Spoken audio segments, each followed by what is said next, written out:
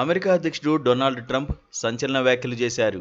Pain కిల్లర్గా ఉపయోగించే Tylenol వల్లే autism సమస్య వస్తోందని పేర్కొన్నారు.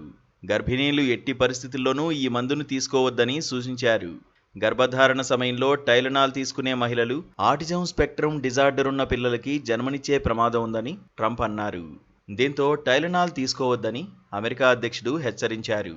అయితే ఆటిజంకు టైలెనాల్ కారణమనే వాదనలో శాస్త్రీయత లేదని నిపుణులు కొట్టిపారేశారు.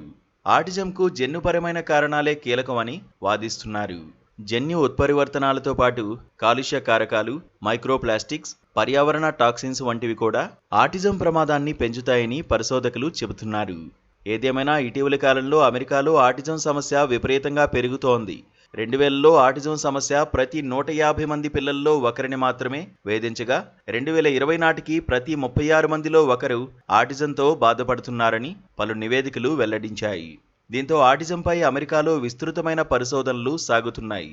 ఈ క్రమంలోనే టైలెనాల్ మాత్రలను వాడొద్దంటూ కీలక వ్యాఖ్యలు చేశారు.